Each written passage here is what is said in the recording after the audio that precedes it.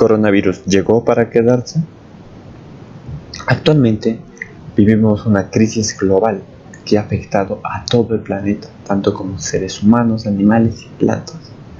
Esta crisis pues trajo efectos colaterales, como la gran influencia en la disminución de la contaminación ambiental, animales más libres en su hábitat natural y en zonas habitadas por humanos, ríos más limpios y descontaminados, una gran disminución del turismo en todo el mundo, grandes pérdidas económicas, menos delincuencia, más vida familiar, menos accidentes y mucho más tiempo para reflexionar.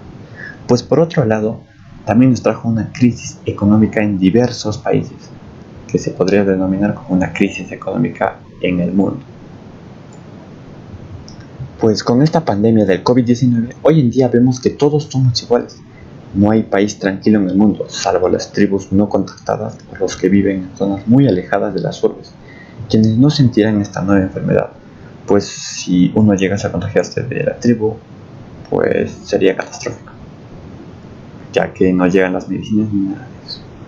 Esta grave situación, una vez pasada la epidemia, exigirá al Estado peruano el inicio de una profunda reforma sanitaria que apunte a un sistema único y universal de la salud, integrado y coordinado, donde se retome el rol del rector del Ministerio de Salud y que además se cuente con recursos económicos sólidos y reales, que sirvan a su vez para tener una red nacional de laboratorios moderna, integrada y excelente calidad en beneficio de toda la sociedad peruana.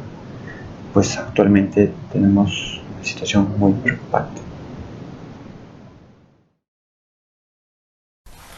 ¿Qué es el COVID-19? El coronavirus es un grupo de virus que causa enfermedades que van desde el resfriado común hasta enfermedades respiratorias agudas y graves, las cuales son el SARS y el MERS. Con el paso del tiempo, el virus se expandió por todo el mundo. Comenzó en los continentes o en el continente europeo, luego migró a nuestro continente americano. Esto originó crisis, desesperación en algunos habitantes de los diferentes países y la llamada cuarentena. Aspectos negativos de la población. Entre ellos tenemos el incremento de vehículos particulares, generando mayor contaminación, los efectos económicos, las economías de los países entraron en crisis, asimismo ocurrió de las familias más vulnerables. El aislamiento social. Los gobiernos decretaron el aislamiento social obligatorio y todas las familias se quedaron en sus casas y los negocios se cerraron. Relaciones familiares. Las relaciones entre familias llegaron a un punto donde todo se encontraba estresado. Hubo separaciones, discusiones y en conclusión el ambiente familiar de un momento a otro se volvió tenso. Y por último, trajo consecuencias desfavorables, como es el desempleo. El sector más afectado por el virus fue el sector turístico, donde hubo una menor demanda de servicios. La menor demanda y en algunos casos la nula demanda de servicios de turismo está dejando sin oxígeno a países que dependen de esta actividad. Los países que dependían de este sector entraron en crisis y desesperación mientras la cuarentena se hacía más larga. Medidas impuestas por el Estado para prevenir los contagios y qué medicamentos fueron los más utilizados para su tratamiento. En marzo del 2020 se confirma el primer caso de COVID en el Perú. Por tal motivo, el Estado empieza a implementar medidas para frenar la ola de contagios, de las cuales las más importantes fueron la cuarentena total, decretada por el presidente Martín Vizcarra. Como medidas sanitarias, se recomendó el lavado de manos hasta el antebrazo por un mínimo de 20 segundos. También el cubrirse con un pañuelo al momento de estornudar. Evitar el contacto directo por medio del distanciamiento social. Se ordenó a la población el uso obligatorio de mascarilla al salir de casa. Las medidas de protección también se tomaron en cuenta en el ámbito educativo, pasando de la educación presencial al modelo virtual. Otra medida fue que se cerraron las fronteras y se decretó la suspensión de todos los vuelos hacia el Perú. Una de las pocas certezas respecto a la COVID-19 es que, hasta el momento de la llegada de la vacuna, no había ningún tipo de tratamiento específico para prevenir o curar esta enfermedad.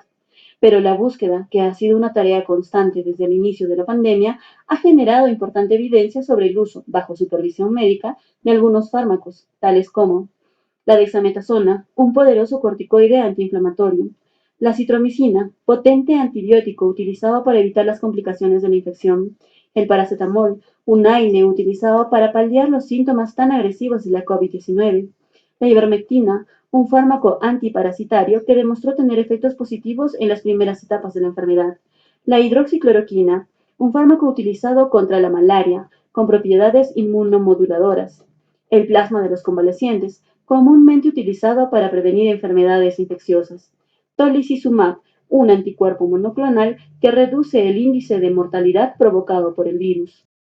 En diciembre del 2019, la Organización Mundial de la Salud, OMS, reportó el primer caso de coronavirus llamado la COVID-19 en Wuhan, China, causando más de 2.4 millones de fallecidos y más de 111 millones de personas infectadas en todo el planeta. Desde entonces, todo ha cambiado, pues el coronavirus ha impactado notablemente en el estilo de vida de todas las personas del planeta, transformando nuestras rutinas, costumbres y hábitos a lo que estábamos acostumbrados. Sin embargo, a pesar del temor y la mala información desplegada por grupos conspiratorios, el mundo espera soluciones. Espera en la ciencia. Las vacunas representan un triunfo en la ciencia y un avance histórico para la salud pública. Su aplicación en todo el mundo ha permitido erradicar enfermedades como la viruela. Y ahora la ciencia vuelve a sorprender dando un paso gigante en la investigación para lograr vacunas eficaces contra la COVID-19 en tiempo récord. ¿Qué es una vacuna? La vacunación es una forma eficaz de protegernos contra enfermedades dañinas antes de entrar en contacto con ellas.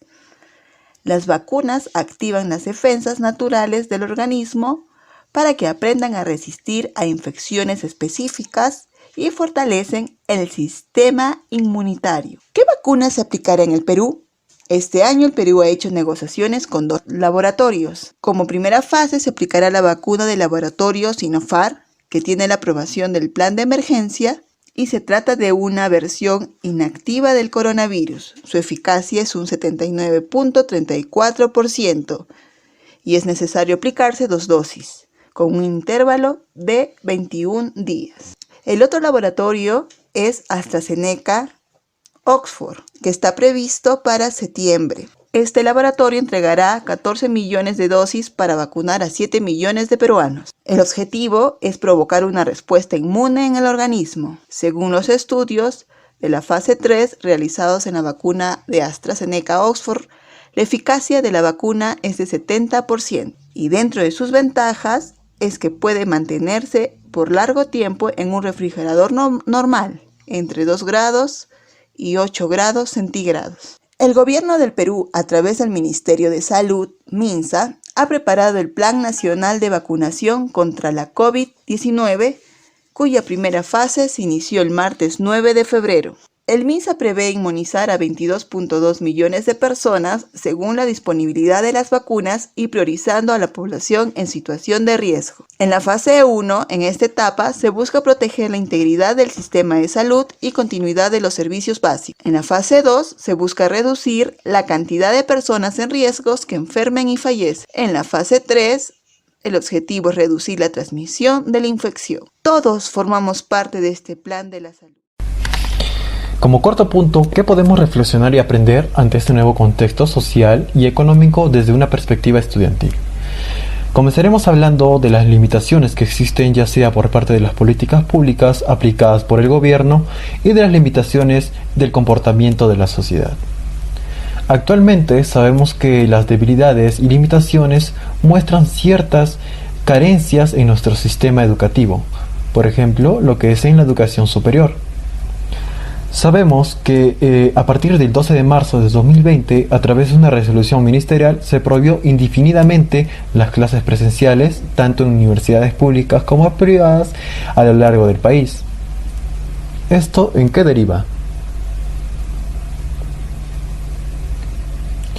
Un estudio realizado por docentes de la Universidad Católica de Santa María, en Arequipa, donde se mostró el grado de satisfacción que tienen los estudiantes con respecto a las clases virtuales o las clases de manera online. Se tomó una muestra de 169 estudiantes universitarios con un nivel de confianza del 95%. Los resultados muestran que existe una relación positiva entre la educación a distancia y la satisfacción que tienen los estudiantes. Un gran porcentaje de alumnos consideran que la eficiencia de este nuevo método de enseñanza no es bueno ni malo, sino que se mantiene en un punto medio. Además que el 45% se encuentra insatisfecho y un 55% se encuentra dispuesto a llevar clases de manera virtual o de este modo de enseñanza. Ahora, del grupo de estudiantes que se muestran inconformes o muestran cierta insatisfacción, tienen carencias de servicio como el pago del internet o no tienen simplemente los equipos tecnológicos necesarios para poder llevar sus clases con normalidad. Además, que en algunas universidades, por no decir todas, existen variadas carreras que es necesario o es menester llevar cursos de manera presencial, como por ejemplo la carrera de artes, ingeniería y arquitectura o la carrera de ingeniería química, es decir, que no son aptas para poder llevar una modalidad 100% virtual. ¿Esto qué provoca a la larga? Esto provoca cierta ineficiencia en el aprendizaje del joven estudiante, puesto que esto derivará en el futuro en dificultades académicas, en el proceso de formación, como también en el desenvolvimiento laboral.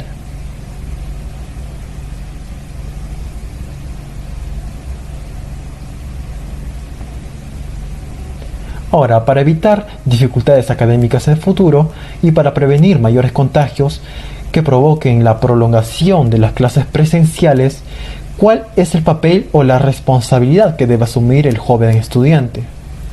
Actualmente, las medidas dictadas por el gobierno están ya dictadas desde el primer inicio de la cuarentena. Ahora, ¿cuál es nuestra responsabilidad? Nuestra responsabilidad, valga la redundancia, es acatar al 100% las órdenes del gobierno. Son dos únicamente las más importantes.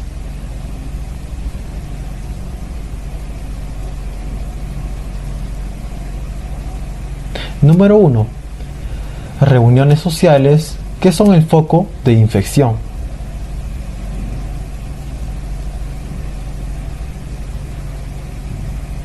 Número 2. Actividades ajenas al trabajo o a la compra de alimentos.